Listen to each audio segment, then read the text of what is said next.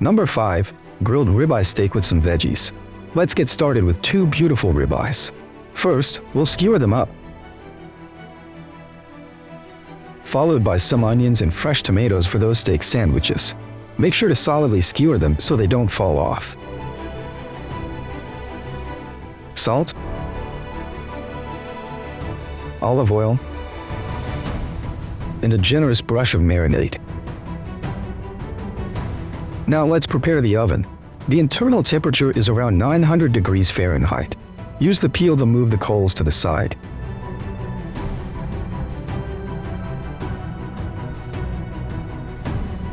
Put the rack in place. We'll suspend our skewers over the intense heat, and in just 1 minute, that steak will be sizzling to perfection. Flip it once to catch those flames, and let's not forget about those veggies. They're soaking up all that wood-fired flavor. Just look at that ribeye, searing in the heart of the heat.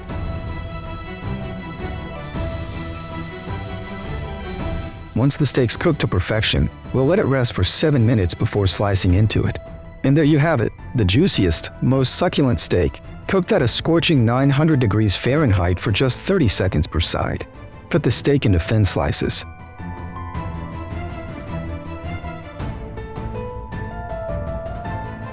Now, let's assemble this sandwich. Cream cheese, tangy pickles, grilled veggies, and those irresistible steak slices. Voila! In just 10 minutes, we've got a grilled ribeye steak sandwich. And the number 4 recipe is a classic roast whole chicken with thyme and rosemary.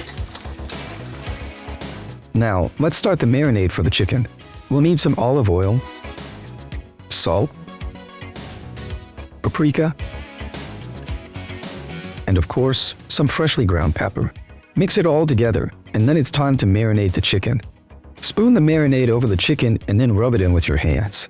Make sure to get the marinade inside the chicken. Next, we'll nestle our chicken into a roasting tray, sprinkle some fragrant rosemary and thyme on top, and then cover it all up with aluminum foil. I've already preheated the oven to a toasty 600 degrees Fahrenheit about an hour before. Carefully slide the roasting pan into the oven, and we'll give it about 30 minutes to reach that perfect internal temperature of 165 degrees Fahrenheit. After 30 minutes, gently lift off that foil and behold, the skin is beautifully crispy.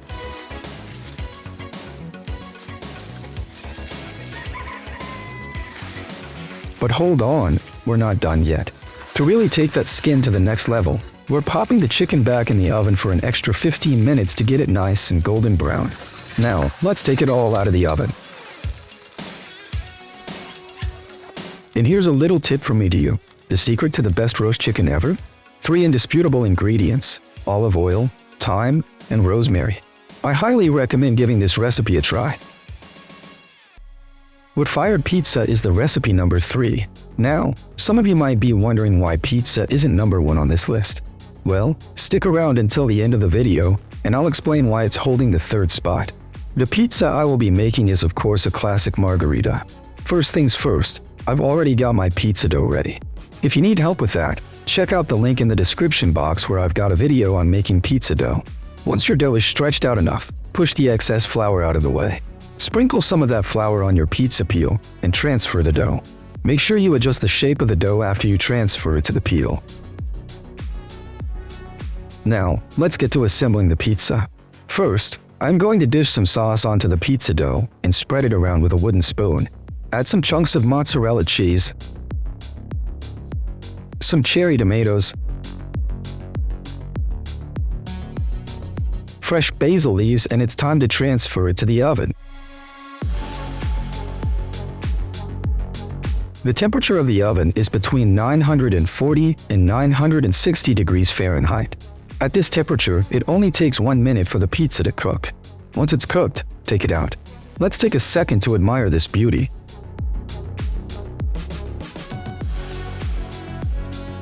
Looks delicious, and the crust is perfect. My favorite way to eat it is to cut it into quarters and fold up a slice.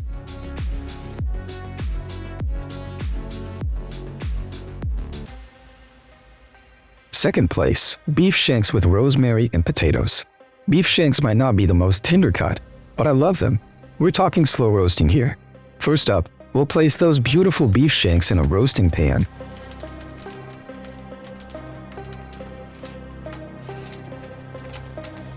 And add some potatoes and olive oil. Season the whole tray with salt, pepper, garlic powder, and a large sprig of rosemary. Cover it tightly with some aluminum foil and slide it into the oven.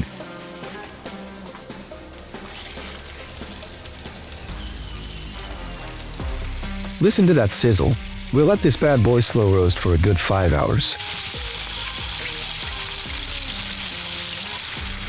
Fast forward 5 hours later, and it's time to take out the meat.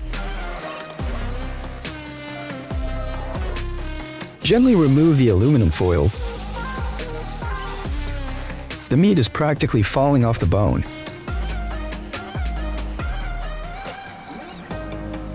I'm telling you, this recipe never disappoints. I could eat this dish every day. That's how much I love meat. And this is why pizza is number 3. Number 1, my all-time favorite dish in the wood-fired oven, roast leg of lamb with potatoes. First, we'll start by combining some virgin olive oil, cumin, paprika,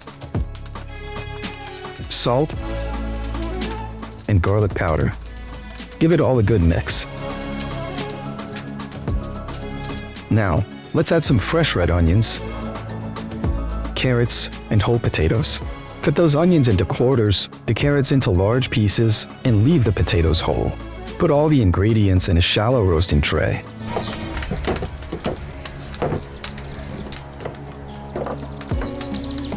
Brush the marinade all over the lamb leg, making sure it's evenly coated.